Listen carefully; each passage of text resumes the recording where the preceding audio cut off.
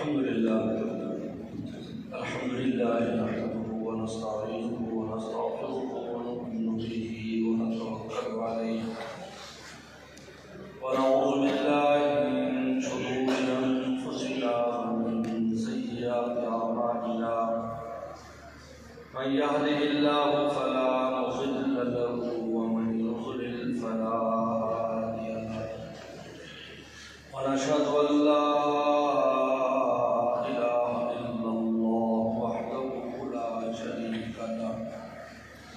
ونشهد أن سيدنا وسندنا وحبيبنا وشفيعنا ومولانا محمدا عبده ورسوله صلى الله تعالى عليه وعلى آله وأصحابه وبارك وسلم أما بعد فأعوذ بالله من الشيطان الرجيم بسم الله الرحمن الرحيم وإذ قال ربك للملائكة إني جاعل في الأرض خليفة قالوا أتجعل فيها من يفسد فيها ويسفك الدماء ونحن نسبح بحمدك ونقدس لك قال إني أعلم ما لا تعلمون وقال تعالى لو أنزلنا هذا القرآن على جبل لرأيته خاشعا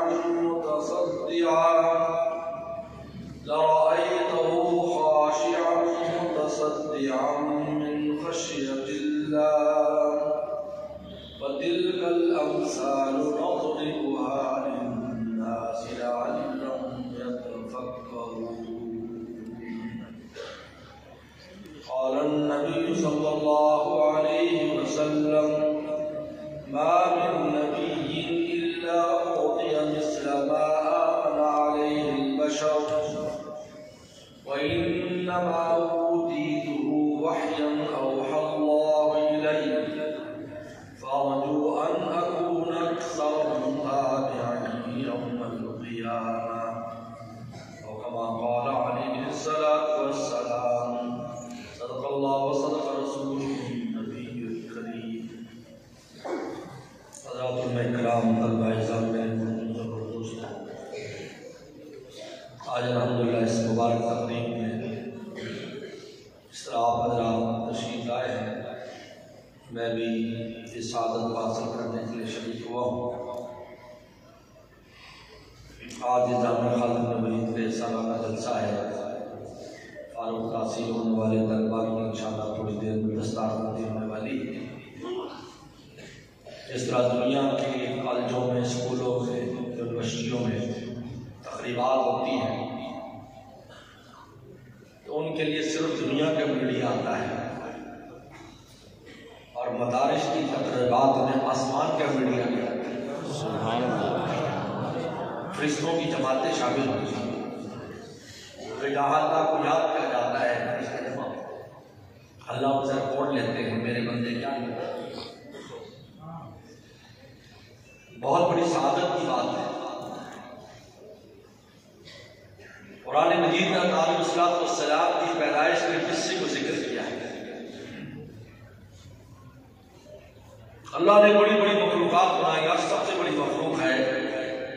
उसके बनाने से पहले ऐलान भी किया मैं अर्श बना रहा हूँ, हालांकि अर्श सबसे बड़ी मखलूक है। रब्बुल अर्शिल करीम कहकर अल्लाह ने अपनी ताकत, कुव्वत और अपनी वुसअत और बड़ाई का जिक्र किया है कि जो अर्श सबसे बड़ा है कायनात में, मैं उसका भी रब हूँ। तो मेरी जात कितनी बड़ी है, तो सारी कायनात अर्श के नीचे है, पूरी कायनात। जब कुर्सी का ये हाल है, बस ये कुर्सी उस समावात वल अर्ज़, अल्लाह की कुर्सी इतनी बड़ी कि जमीन आसमान उसके अंदर आ जाए। और मिशकात शरीफ में आता है कि कुर्सी अर्श के ऊपर रखी इतनी छोटी मालूम होती है जिस तरह कुर्सी का छल्ला किसी सहरा में और और मैदान में रख दिया जाए तो छोटा सा छल्ला महसूस भी नहीं होता। इस तरीके पर कुर्सी अर्श के ऊपर है। अर्श कितना बड़ा है जबकि कुर्सी इतनी बड़ी है, बस का कुर्सी समाप्त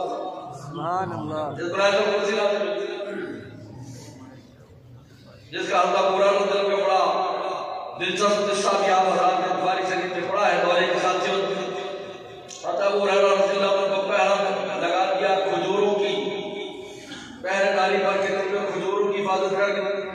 और फरमाते कि मैं पहरा दे रहा था कि मैं देखा कि एक चोर आया और उसने बोरी भर ली। मैंने पीछे से जाकर उसको पकड़ा।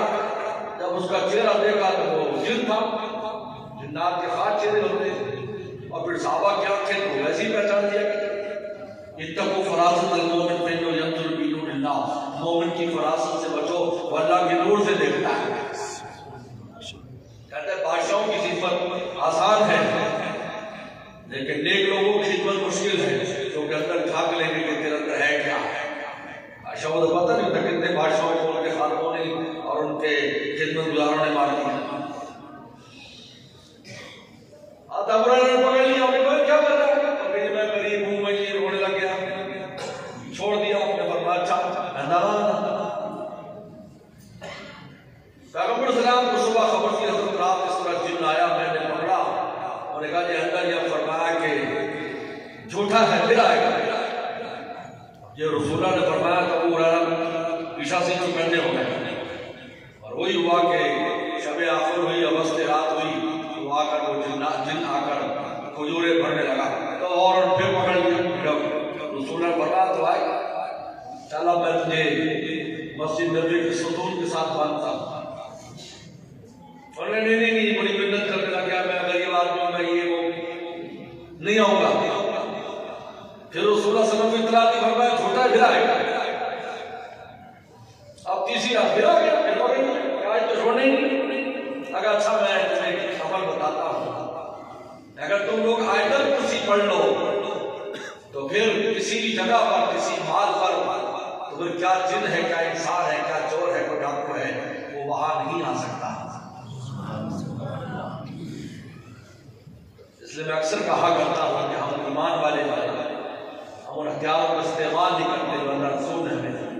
हम गैरों को देखते रहते, गैरों को देखते यार हमारे पास क्या है, हमारे मुल्क के पास क्या है। हर वक्त जबान पर एक ही बात है, देखो अमेरिका वालों के पास क्या, लंदन वालों के पास क्या, फलाने के पास क्या, फलाने के पास क्या, हमारे मुल्क के पास क्या है। हकीमुल-उम्मत में रहमतुल्लाह उस जमाने में ये सब अंग्रेज ये हुकूमत में सोरे तुलू होता था, गुरूब होता था, लोगों ने शिकायत की हज़रत सब कुछ गैर मुस्लिमों के पास है, हमारे पास क्या है। ऐसे मजमा था, फरमाया कोई एक आदमी इस मजमे में खड़ा होकर ये सौदा करने के लिए तैयार है कि ईमान की नेमत इन काफिरों को मिल जाए और इनकी माल दौलत से मिल जाए। है कोई मजमे में तबादला करने वाला? सारा मजमा चुप करके बैठ गया। उन्होंने कहा बात यह है किसी को ज़ाहिरी दौलत दी है, किसी को बातनी दौलत दी है, लेकिन उनकी दौलत ये रह जाएगी, तेरी दौलत तेरे साथ। ऐसे थोड़ी फरमाया रज़ीना किस्मतल जब्बार फीना लना इल्मुल वलीद जो हारे मालूम। हमें अल्लाह की तक़सीम पर राज़ी है, हमें इल्म दिया। ये दरवेश लोग, ये मौलवी लोग, जिनको हक़ारत की निगाह से देखा जाता है तो कहता तुमने नहीं समझा, गैरों ने समझा, मदरसे वाले कौन से नहीं समझा। मौलवी लोग चंदा देते हैं बेचारों को, ये मिस्कीन लोग। और गैरों का हाल ये है कि उनको नींदें नहीं आती मदरसे में, उनको पता है ये कौन है, तुम्हें नहीं पता। रज़ीना किस्मतन जब्बार फीना लना इल्मुल वलीद जो हाले मालूम फ़इन्नल माला यफ़ना अन क़रीबिन वल इल्म बाक़िन ला यज़ाल। तक़सीम है आपको जो मदारिस दिए या उलमा दिए, तलबा दिए, पूरी दुनिया में फिर लो, आप पैसे मदरसों की मिसाल नहीं मिलेगी, आप पैसे तलबा नहीं मिलेगा, आप पैसे उलमा नहीं मिलेगा। हम जाहिर दौर के पीछे तो तेरा अल्लाह के साथ मामला है, आप अल्लाह के साथ मामला सीधा करो। दुनिया में आग लगी हो, तेरे घर में मौसम बहार हो रहा, तेरा मामला खुदा के साथ खराब है, तो फिर हालात मुल्क का अच्छा होना तुझे कभी चैन नहीं कर सकते। गलत समझता है। मौलाना रूमी फरमाते कि एक आदमी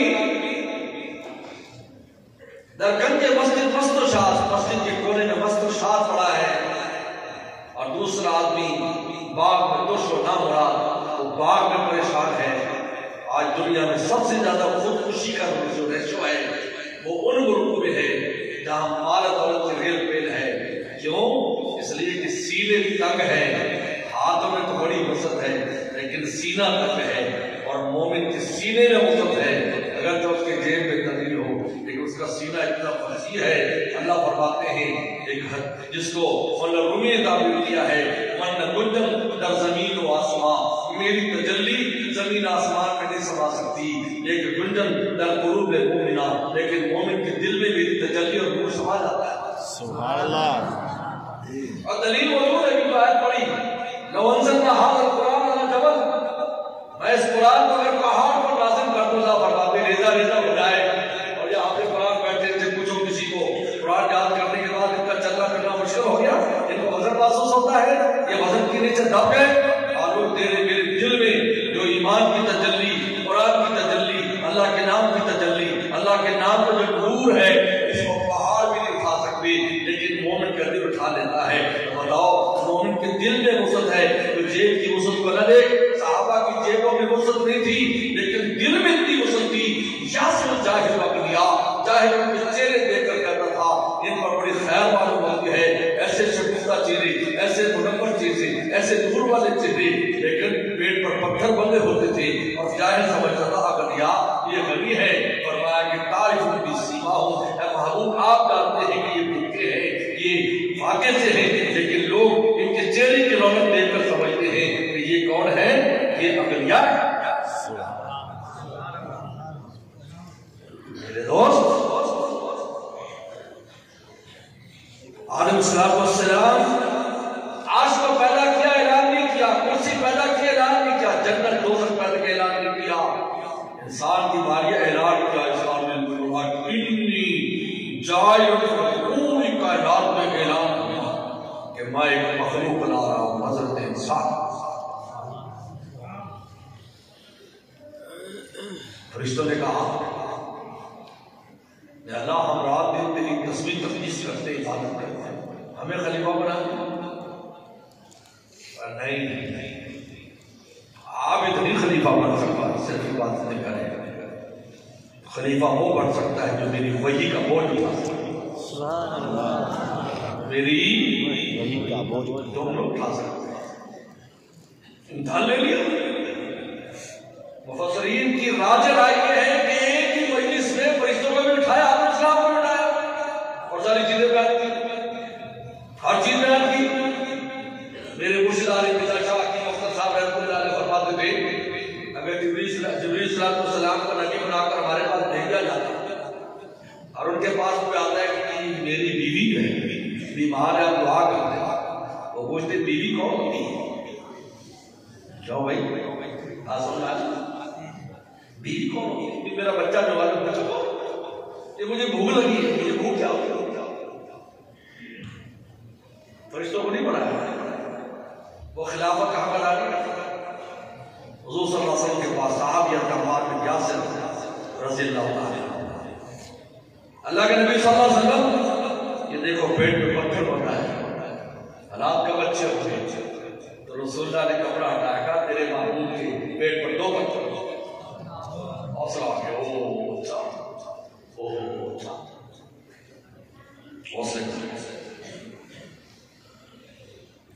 फरमाया कि मैं इस इंसान में जो सलाहियत रखी है वह ये इलाही के तहम्मुल की सलाहियत है। और आप ये बात सुनकर हैरान होगी जो शेख ज़करिया रहमतुल्लाह अलैहि शरह बुखारी में लिखी है कि फरिश्तों में एक फरिश्ता है जिब्रील सलाम जो कुरान मजीद का बोझ उठा सकते हैं, जिनने कुरान मजीद का बोझ उठाया तो उनके बारे में लिखा है कि जब जिब्रील सलाम का नूर बनाया गया उसमें इल्म का दूध बूंदा गया उस नूर में, ताकि अंबिया सलाम तक वही इलाही लाने की ड्यूटी दे सके वरना फरिश्तों के बस में नहीं है कि कुरान की तिलावत भी कर सके। सुन लो ठीक है कि दोस्तों, सुन लो, सैयद अकबर शाह कश्मीर रहमतुल्लाह फरमाते हैं कि जब तुम नमाज पढ़ते हो, कुरान पढ़ते हो, जब भी तुम तिलावत करते हो तो फरिश्ते क्यों आते हैं? कुरान का नूर लेने के लिए, क्योंकि ये नूर उनको जमीन पर मिलता है, आसमान पर।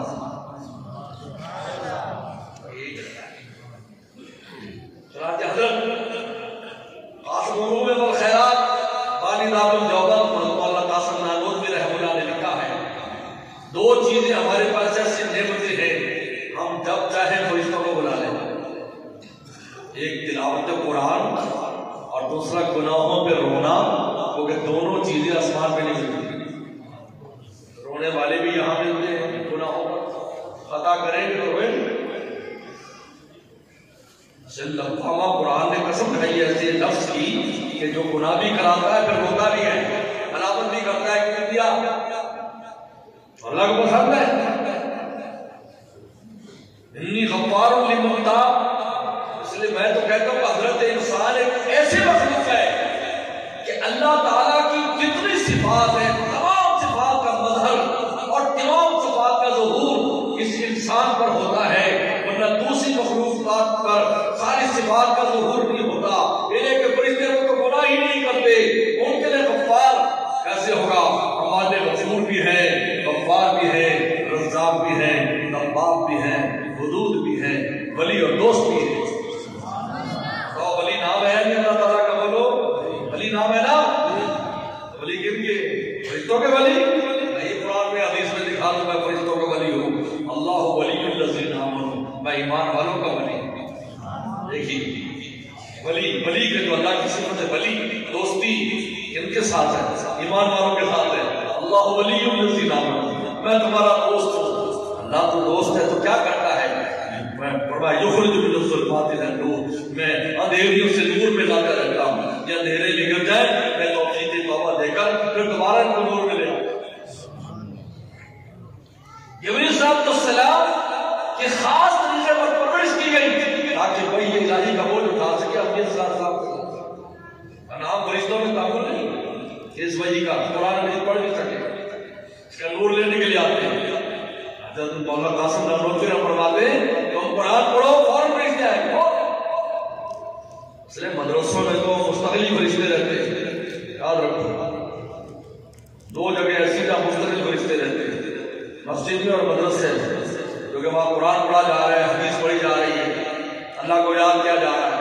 और मस्जिद में तो वैसी ड्यूटी है, सुबह से शाम, शाम से सुबह। लोग कहते हैं कि मुझे नेक लोगों की सोबत नहीं मिलती। चलो तेरे इलाके में कोई नेक नहीं, मस्जिद तो है, तो मस्जिद में फरिश्तों के सोबत में जाकर बैठ जाया कर। दिल को तब्दीली भी देख, तेरे दिल में कैसे तब्दीली आती, इस नीयत से बैठ कि मैं फरिश्तों की सोबत में बैठा हूँ, फिर जाकर दिल के नूर को देख। अगर तेरे पास अगर कोई भी नहीं है, कोई तेरे इलाके में नहीं है, वरना हज़रत मुफ्ती शफी साहब रहमतुल्लाह तो ये भी लिखा है कि अगर कोई बाबा जी है हमारे इलाके में, बाबा जी, उसी के पास थोड़ी देर बैठ जाया करो, क्योंकि उसके भी सारे जज्बे ठंडे हो चुके हैं। अब उसको भी आखिरत याद है, ये आखिरत की फिक्र तेरे अंदर भी थोड़ी सी चिंगारी लगा देगी। तो अगर शेख कामिल नहीं मिलता तो किसी बुजुर्ग के पास बैठा, अगर कुछ भी नहीं मिलता तो मस्जिद में जाके बैठा, बड़ी तो मिल जाए।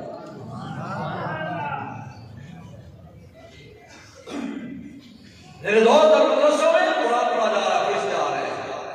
मौलाना कासिम नानोतवी फरमाते हैं इसलिए कि कुरान आसमानों पर नहीं पढ़ा जाता है। मेराज के बाद उलमा मौजूद है, मेराज की कितनी हदीसें हैं, कभी भी ज़ईफ़ भी किसी एक में नहीं मिलेगा कि रसूलुल्लाह ने किसी आसमान पर फरिश्तों कुरान पढ़ते देखा हो, नमाज पढ़ते देखा, रोजा तो फरिश्तों का मुस्तकिल है, तवाफ करते देखा। बैतुल मामूर का 70,000 फरिश्ते रोजाना बैतुल मामूर का तवाफ करते हैं, फिर क़यामत तक उनकी दोबारा बारी नहीं आती।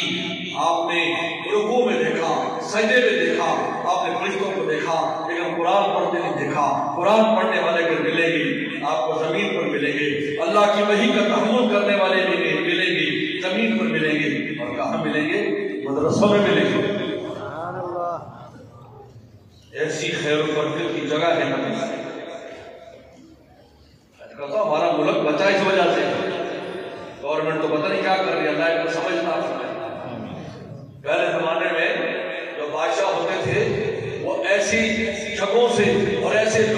ताल्लुक रखते थे, जिसकी वजह से अल्लाह की मदद उनके साथ है।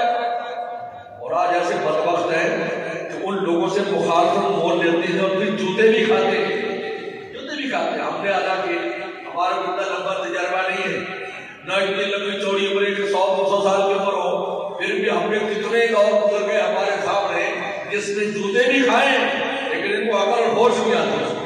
कहते कुर्बे क़यामत की अलामत ये भी है कि होश नहीं आती, मार खाने के बावजूद भी होश नहीं आती।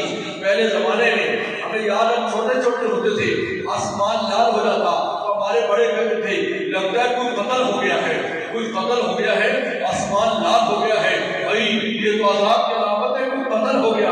आज रात जब कत्ल होते हैं या किसी के व्रत होते हैं आसमान लाल। पहले जमाने में बादशाह दुआएं करा दुआ की। आप पता है कुछ दुनिया के हालात देखे, सुल्तान फातेह जब आजिज हो गया, जब फतह नहीं होने वाली, एक बुजुर्ग को साथ ले गए, उनसे जाकर कहा बस आखिरी मौका है, कल आखिरी मौका है, क्योंकि 5-5 हजार मुजाहिद रोजाना शहीद होते थे। 5 उन बदबख्तों के पास ऐसी टेक्नोलॉजी थी कि वो गर्म तेल खास किसी चीज में जाकर फेंकते थे और वो गर्म तेल जब फैलता था तो तारीख में लिखा है कि जिस पर गिरता था उसकी हड्डी बाहर निकल आती थी और पूरा वो यकदम नीचे गिर जाती थी।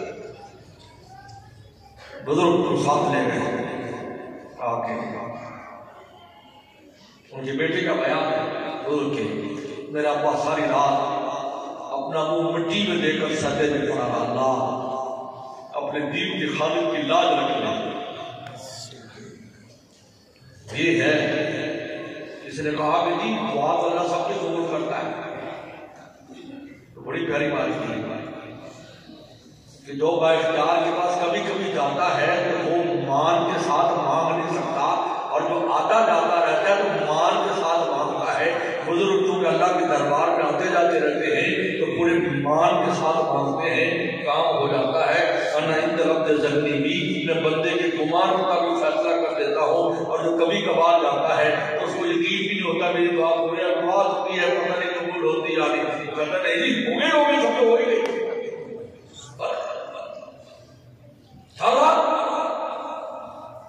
करने वाला तो अल्लाह की जात है। अल्लाह दीन का नाम गलत हो जाएगा, काम हो जाएगा। देखो आज तक उनका तस्करा हो रहा है, आपकी बात छोड़िए, हजारों साल गुजर गए, सैकड़ों साल गुजर गए, सैकड़ों साल।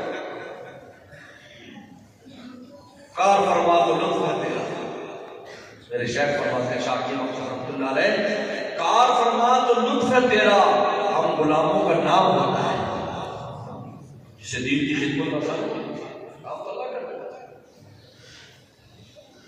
सुबह को फना हुई तो बुजुर्ग से कहा कि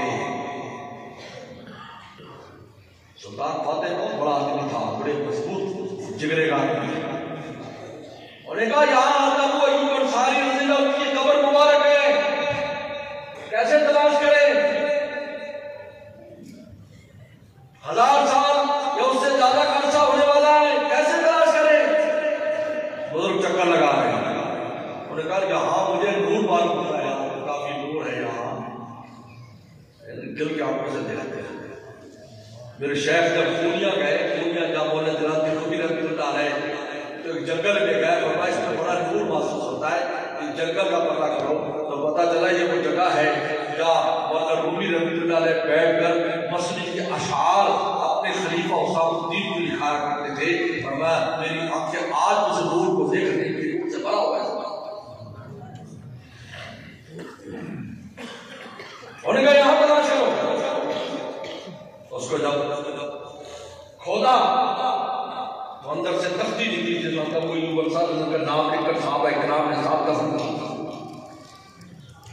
कहता फर्द जज्बात से सुल्तान फातेह बेहोश हो गया। तो पहले जमाने में तो होता ही था कि अमीर खुसरू जो थे मुगल बादशाहों की फौज में थे, अगर अमीर खुसरू इतना बड़ा आदमी है, कितने बड़े अल्लाह वाले निजामुद्दीन औलिया रहमतुल्लाह अलैह के बड़े खलीफा, जिनके अशआर पर जब जनाजा जा रहा था क्या शायर वाला हाथ भी बुलंद हुआ कि इसको बस कराओ, लेकिन मुगल बादशाह फौज में साथ रखते थे ताकि उसकी बरकत से पता हासिल हो। आज ये जगह जो खैर बरकत की जगह है, जहाँ हर वक्त फरिश्तों का आना जाना है, उनके खुद ही भी फरिश्ते जो नजर आते हैं। कल ही अपने तलबा से कह रहा था जामे नूर में कि तुम 8 साल में जो नेकियां कमा के जाओगे, कोई इबादत 100 साल की इबादत करता है, तुम्हारे 8 साल का मुकाबला नहीं कर सकता। क्योंकि कुरान पढ़ने वाला हमारे शेख के साहबजादे मौलाना मदरसा ने मुझे फरमाया कि मैंने हिसाब लगवाया कि एक तालिब इल्म जो फजर से कुरान हिफ्ज़ करता है और उसमें सबकी सुनाता है, गर्दान सुनाता है, मुताला करता वगैरह वगैरह रात इशा तक, तो मुहताज अंदाजे के मुताबिक एक तालिब इल्म 2.5 करोड़ नेकियां कमाता है। बताओ 4-5 साल में उनको तुम जरा दे लो। मुझे याद है जब मैं सिक्योरिटी टॉल में पढ़ता था तो उसे शाबान के इम्तिहान होते थे, तो 15 शब आती है तो लोग सारे जागते हैं, अच्छी बात है, इबादत करें, एक अपने मस्जिदों में आ जाते हैं क्योंकि चंद मखसूस चीजें कर ली। हमारे उस्ताद मुफ्ती वली टोंकी रहमतुल्लाह अलैह मेरे उस्ताद हैं, मेरे मखदूम हैं, मुफ्ती आज़म पाकिस्तान सिक्योरिटी टॉल के शेख हदीस, वो फरमाते थे फिरका गुजरा मुर्जिया, सुन लो सारे इसमें मेरी बात को पल्ले बांधो, बड़ों की बात सुना रहा। मुर्जिया फिरका क्या कहता था, कलमा पढ़ लिया बस काफी है, इसी पर तकिया करो। तो फरमाते थे आज भी मुर्जिया है कि अपने बाल आमार पर तकिया करके और कुछ करने के लिए तैयार नहीं। कुछ लोग कहते इजारों में चले जाओ बख्शिश हो गई, कुछ कहते मुहर्रम आ गई ये काम कर लो बख्शिश हो गई, कुछ कहते फलानी नेकियां कर लो फलानी रातों में बख्शिश हो गई। फरमाया ये सब मुर्जिया का मिजाज है, वरना मोमिन तो बस ही नहीं करता, सब कुछ करके भी कहता है कभी मुझसे कुछ नहीं हुआ, अल्लाह ताला मुझे तो माफ फरमा।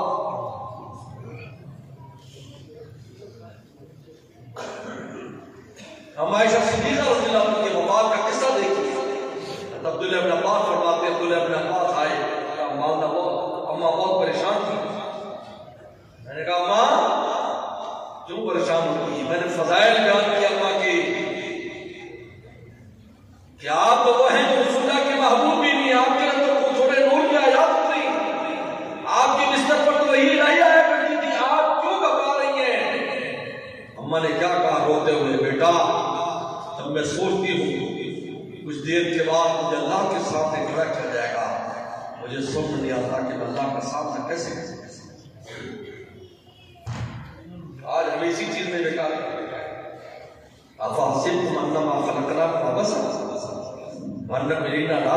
हमने तुम्हें बेकार पैदा किया। ये कब ये बेकारी के साथ कब होता है? जब ला तुरजाऊन होता है, जब समझता है कि मुझे वापस नहीं जाना, मुझे अल्लाह का सामना नहीं करना, तो फिर आदमी अपने आप को बेकार करके जाया कर देता है। और अगर ये खौफ दामोदीन हो कि काम तो कर रहा हूँ, अल्लाह को उसका मैं क्या जवाब दूंगा, तो ये फिर काम का आदमी बन जाता है। तो मेरे दोस्त, अल्लाह ताला ने ये इंसान की जो फजीलत बयान की है इसलिए कि वही इलाही का तहम्मुल करता है। इसलिए पैगंबर सलाम ने उलमा को अपना वारिस करार दिया। क्यों? इसलिए कि नबूवत एक इल्मी मनसब है, इल्मी अमली नहीं, इल्मी मनसब है। और खलीफा वही होता है जिसके पास इल्म हो। जो लोग इल्म हासिल करते हैं या उलमा के पास रहते हैं वो भी आदमी नहीं, सोबत से इल्म हासिल करते हैं।